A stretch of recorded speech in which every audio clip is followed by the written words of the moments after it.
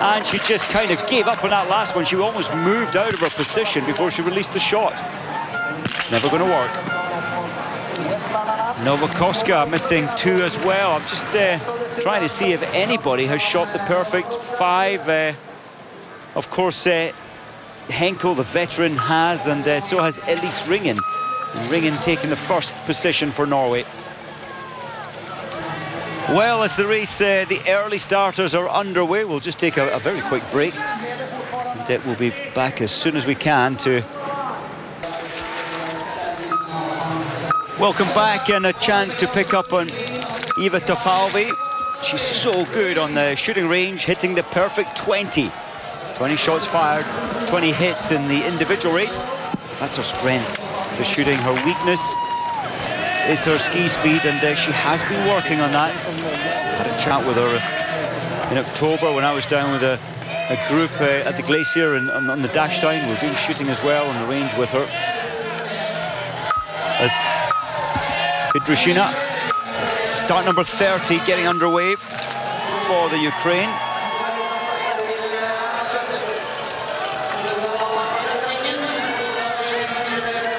Petrushina, well, 3 times in the top 10 in World Cup racing is very good, and the best 3 were all here in Oestersund. So Petrushina hopefully can get her mindset, the feeling back, as Elise Ringen already coming in for the stand shoot. She's leading after the prone shoot, no penalties, skiing fast. Her teammate alongside her, now stand position in this wind. The rifle does not remain steady.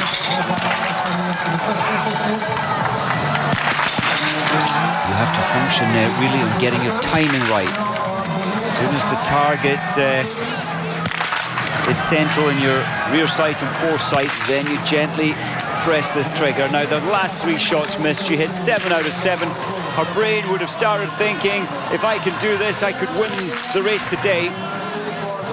Just that lack of experience, the 23-year-old Ringen. Her best ever position, 10th in Hoch Wilson in the sprint last year. Gives Henkel a chance.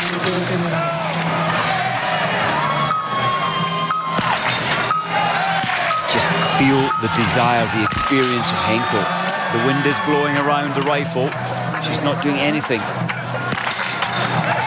rash or quickly, in control. Ah, beautiful, absolutely beautiful. Only 2 men out of the 104 starters earlier today had the perfect score. Andrea Henkel showing us why she's still around in biathlon 17 years after her first World Cup race. Well done to Henkel. Needs to pick up the ski pace though. But it's good, it's very good. Look at that, there's Henkel, bib number 3. Pulled back a minute off Solendal, and we know the speed that Solendal skis as Gasparin, the girl from Pontresina, continues with her great start to this season. Now Mäkäräinen's time, second fastest as I read it. Just 0.2 of a second off fastest coming into range, so she has time. Domracheva, remember she missed 1. Domracheva in the prone, and Mäkäräinen just throwing 2 shots wide there. Now Mäkäräinen's ski speed is good.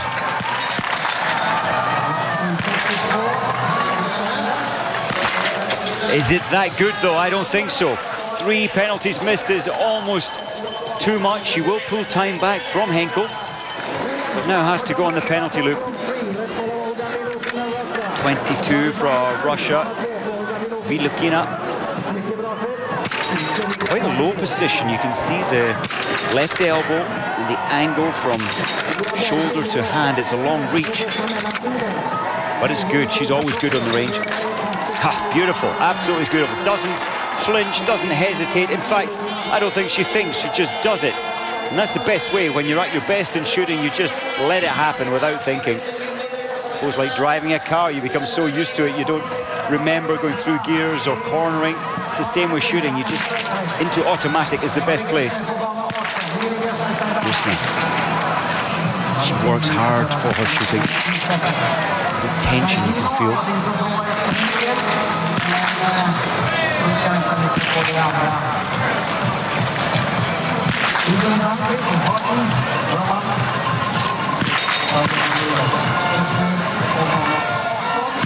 Three, the last shot went wide as well for Gusner. She's going to have to really work for a top 15 now with those penalties. Dunkley, 24.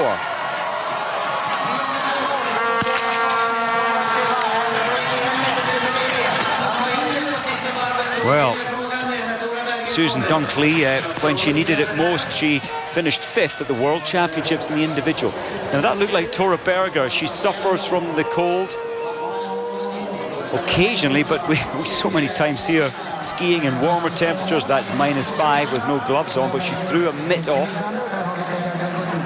So clearly she has had little issues with the cold temperatures we have today. It's -9. Kuzmina's missed her first. It was a good time, but the second, Tora Berger. Berger's 9.5 seconds off the pace, but she always picks up on the shooting. She's so fast.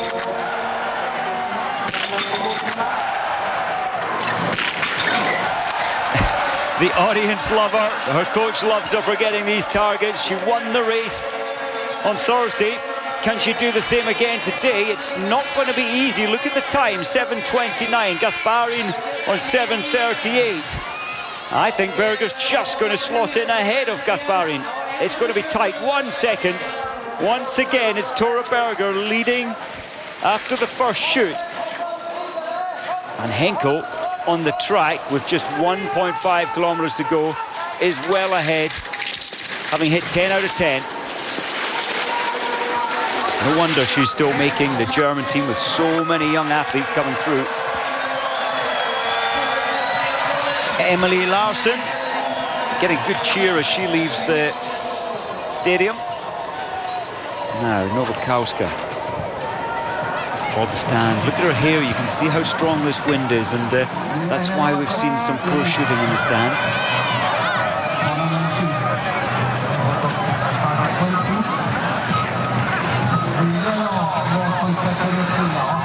See in her stopwatch, she's on 15:38, 15:39. She starts 5 seconds before the official timing.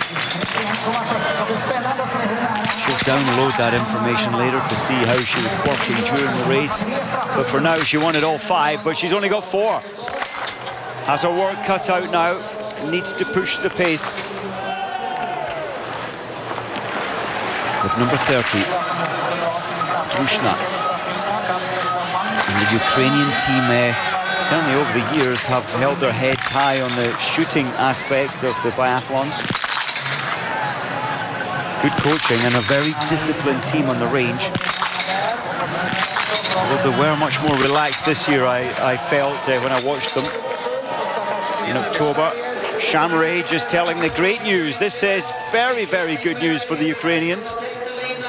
And it's not a Shemirenko, it's Petrushina leading the way, and I think she will just slot in front of Tora Berger with fast shooting and clearly good skiing on the tracks. Advantage Ukraine, Petrushina 2.1 ahead of Berger.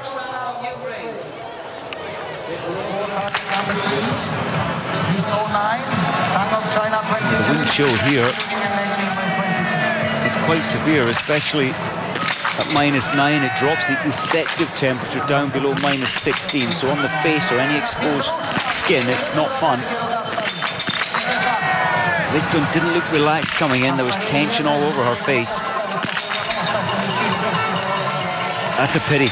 Really love to see Guisdon getting back to her best, and remember, she has podiumed. Henkel has podiumed many times. In fact, if she wins today, she'll have been on the top, the high point, on 22 occasions. So Henkel coming in for the final few meters, trying to speed it up as she comes in. Exactly 22 minutes, well, and 0.5 of a second. 47 seconds ahead of her opponents.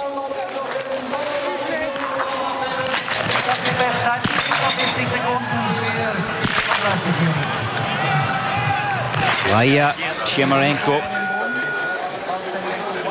Look at the time. She would certainly have gone out in first place, but not anymore. She'll have to reason with herself that her skiing speed is so good, she can pull some of that deficit back. Now, Polka. Christina Polka. Oh, she's a good mountaineer. She likes climbing. She's had shoulder injuries. She still suffers a little from back problems. But so far, so good in this race. Look at the wind again. You can see it blowing her hair.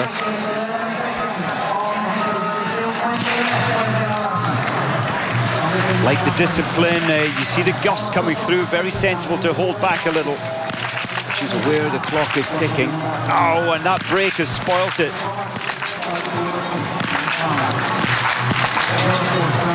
Good effort, well done, and in those difficult conditions for Polka.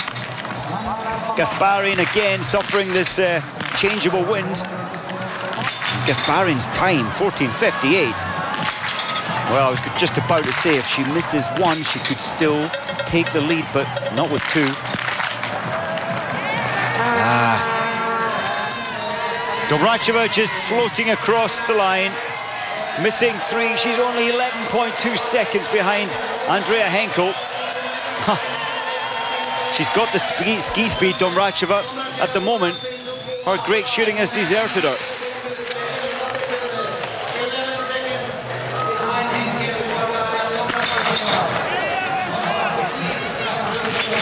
So what can Mäkäräinen do here? Is she going to go for the fast shooting option? If she does and gets them, she could still win this race.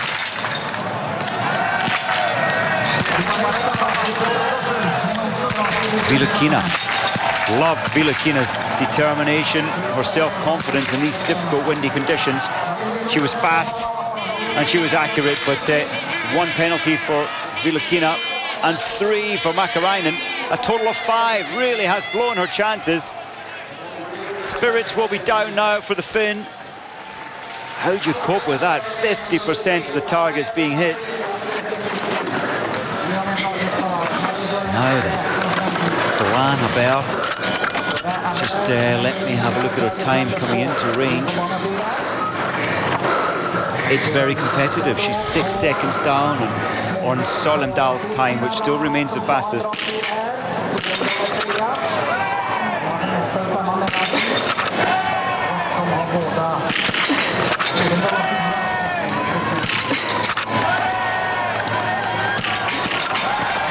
Now that's the way to do it. If you love your biathlon, if you're ever trying and getting an opportunity to try some biathlon, just watch Doran and of course Brunet. Brunet incidentally starts or has started bib 45 and Doran 39, so we'll see Brunet coming in very soon as Kuzmina makes her way to the line. There's 22 as the lead time and only 41.8 behind. That's missing 3 targets. Henkel hit all 10. Look at this time, look at the time, 14:24. She has a full minute and 6 seconds from now.